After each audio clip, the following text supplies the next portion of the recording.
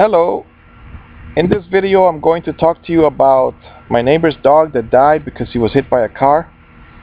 And I wrote these things, and my stepdad told me, my ex-stepdad, well, they were never married, and he always had his own apartment, by the way, and he didn't get thrown out by the cops from my mom's apartment until they lived together in Miami. Maybe 3 months, and then he had his own apartment. I mean, he went to the homeless shelter for a while, and then he went to his own apartment. All right, it was a domestic violence issue. He grabbed the belt and he hit the bed with it, but one little bit of the belt hit her on her toe, and so she called the cops and they took him away. Oh, no, they didn't. They asked me to take him to the homeless shelter. But that was because, how old was he? 70? Oh, no, that was longer than that. 65? Yeah, he just retired. 62, I think. Maybe he was, yeah, I think he was 62. Yeah, because time has flown. Time has passed. He's still kicking. So he told me about my dog that I just got 2 years ago almost. He said, Daniel, always stop and make sure she sits down when you get to before you cross the street. And this way she looks both ways and she won't get hit by a car. And I didn't tell this young man, to the neighbor, to teach his dog that. I did tell him to get a leash that the dog could not chew and escape with. All right. Another issue about this young man, the neighbor, he named his dog Papa. And the neighbor did have problems with his own dad. And this is interesting because now in psychology I see how I also had problems with my dad, because I saw him for 5 hours in my whole life, 5 different occasions. I also call my son Sir, and I tell him that he already is a great dad. You're a great dad, son. You're a great dad, Sir. I call him by his nickname because I don't have the money to pay for it to change his name, and then I would have to have a fight with a court fight with a spouse. So this young neighbor, he had a dog for a month. With my son, what happened when my spouse was 8 months pregnant, I said, let's sit down and talk about, let's sit down and talk about what we're going to call the baby. The baby boy, we already knew it was a boy. And she said, his name is blah, and she walked away. And for 3 years, I didn't talk to the boy. I would change his pamper and hold him and stuff like that, but I didn't have that connection until my doctor said, how come your son hasn't said one word? We've been here. We've been here for a good while now. A good while. In the doctor's office, it might be 10 minutes. And that's when I looked at him for the first time, and he looked at me. And I almost broke down and cried right there, but I just hugged the boy and I said, it's my fault. I don't know if I told the doctor, but it was my fault.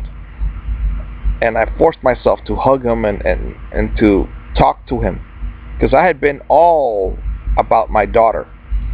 I had always talked to her, even though once she started school, she started rejecting me.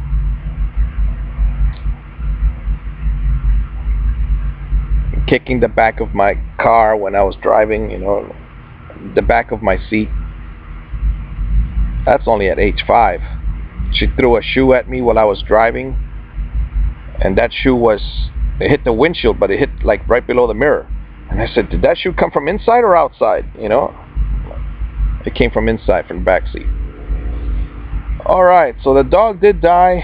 It was on Friday the 13th. I'm not a superstitious person, but I do believe in bad karma. Or in the case of the young man, he was irresponsible in that the dog was able to escape from the house or the backyard, wherever it was. But I felt guilty too because I held back on loaning him my 20-foot wire, which I have my dog back here. She's tied up with it. My 20-foot wire dog leash. It's a wire dog leash so that the dog cannot chew it. But to all my viewers out there, we all make mistakes. We're going to make many more mistakes. It's a miracle that my son is alive, because one time I could blame the spouse that she didn't buy the pickup truck, because the reason I wanted a pickup truck was, one, I could work moving things. Two, I could put the tricycle and the bicycle in the back. But the spouse didn't think about that, and then those things really don't fit very well unless you take out the seats in the minivan. And so I went to the park. On the way back, I was holding on to the tricycle. I didn't hold on to my son's hand. He was like 3 years old, tricycle, maybe 4. And he ran across the street. And for some reason, it wasn't time to go across the street. I was talking to him. I said, look, we look this way, we're that, and then we look over. He ran. I'm like, no! I didn't even scream. I froze. And my son made it across the street without getting hit by a car. And I've done other stupid stuff, mistakes. I took him to a friend's house, and I didn't supervise the boy. And then we hear the little boy crying, and he couldn't speak yet. He was maybe 2 years old, and he had hurt himself here. Now I see that he was hurt right here. I should have taken him to the hospital. I didn't do that. He has a bump on his head even now. Now that he's bigger, it's not as noticeable. You know, when you visit people, supervise your kid. Supervise your kid always, even in your house or your wife's house, your girlfriend's house. Always supervise your kid.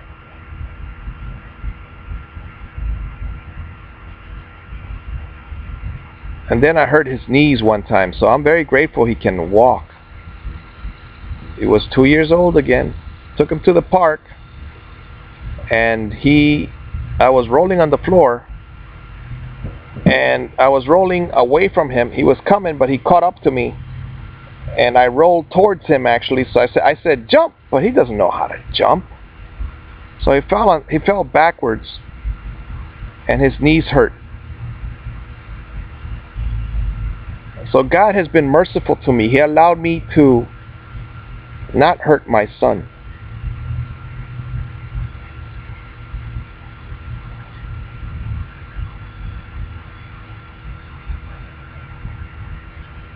Yeah, my son is still alive. All of these things could have been prevented. Crossing the street, rolling backwards and having your son jump, and watching him at the neighbor's house. Those are the 3 times I really goofed up at the friend's house. And the spouse was there at the friend's house, but now I don't go to people's houses. The main reason I don't go, though, is because one time on Christmas, we're at a Christmas party, and I thought these guys are Christians, but they're not. I mean, they have 2 lovely daughters. The spouses really clicked, and we liked each other, the guys, you know, hey, we could do this, we could play that. But he had some guests, and one of the guests was an old man. When he started smoking a cigarette inside the living room, I didn't blow up. I just said, okay, I'm leaving, everybody, bye. But then, of course, this spouse doesn't want to leave. And then the kids don't want to leave. But I know that where they pull out cigarettes pretty soon, as I was trained as a little kid, where they pull out cigarettes, then they pull out the drugs. And that was the first thing that came to my mind. You see, I didn't deal with people as a teenager. I just had advice and tips from my mother, and she would tell me if they pull out the or maybe somebody else, if they pull out cigarettes or alcohol, then yeah, it wasn't my mother because she didn't. She smoked. I used to go buy the cigarettes for her when I was 7 or 8.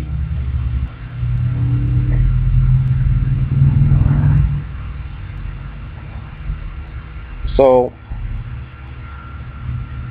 I don't go to people's houses. Then at the Christmas party, he said, "Why are you leaving?" And I said, "Because this old man is smoking in the living room." And I said it in front of maybe 10 people or more. Yeah, more, because they had the kids. Well, 10, 15 adults. And then the guy went, because he doesn't want somebody smoking around his children either, you know.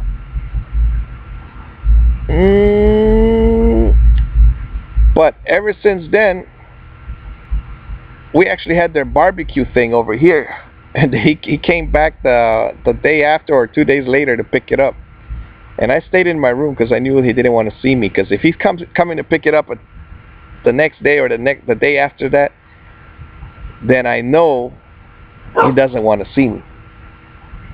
And so sure enough, I used to go to the YMCA and swim, and he would be on one lane, I would be at the other lane, but we didn't talk to each other again. And he was a good friend. He was a computer expert, excellent swimmer, but I goofed up because I made him look bad. Maybe that was his dad. I don't think it was his dad, but maybe it was his wife's dad or one of his friends' dad, or I don't know, somebody more important than me, so he canceled me out. But I don't care, because old people should know better by now. Yes, old people since since my mother's age.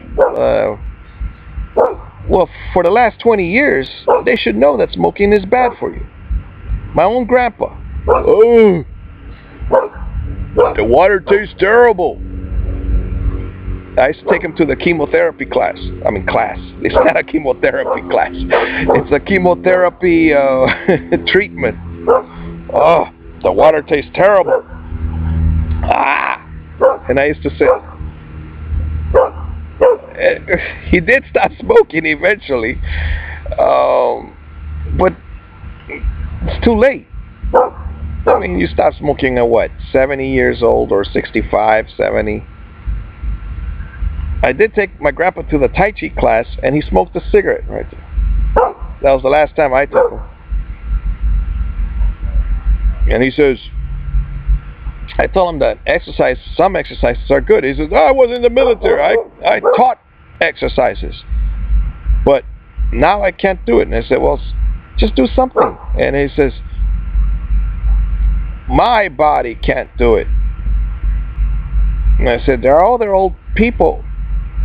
They don't have my body. So he was committed that, well, he wanted to die. He said, if it's not today, it's tomorrow. If it's not this year, it's next year. And then he would say,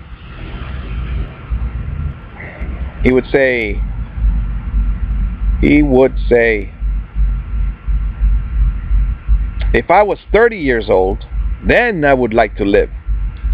But I'm not 30. And I wasn't 30 when he told me, but I didn't know why. Now I know. When you're 30, the 20s are very tough. I mean, I was homeless at 23, you know. Only because my mother was yelling at me, and I had a little job, but then the cashier, I moved out, and then the money was missing one Saturday, so I worked all day, 10 hours, at $5 an hour, cash, and I worked for free that Saturday. I think the first Saturday he actually paid me. He said, it's missing, Daniel. The following Saturday, this is happening again. I won't be able to pay you. So then I said, oh, I had never made the connection that, you know, the money's missing, I owe him. So what I ended up doing was, I quit. And then he said, give me a few days. And so I gave him like 2 days or something. And I already had moved out. Then I didn't have a place to go. That's when my first wife, which was already my girlfriend, she took me from the street. So she had a good thing, the first spouse, but then she had a bad thing too, like always working, never home, abandoned me, you know. But she did take me out of the street. Oh well. But the best advice I have for a young man is work. Before that, get skills. Like I'm still learning skills. And I do have some skills, like I learned how to concentrate when I'm reading. Basically, you cover, in every paragraph, you cover the last word. And if you can guess what that last word is, then you concentrate it. Alright. We all make mistakes. Another mistake this neighbor used to do was, he said that for 2 days he worked 13-hour days. And he ended up... I told him, don't do that, because then you lose your health and you neglect your family. And I said to him, your family right now is your dog. You know, because a dog inside the house for 13 hours, come on. Alright, so that's the end of that. Enjoy your life. Be better than I am.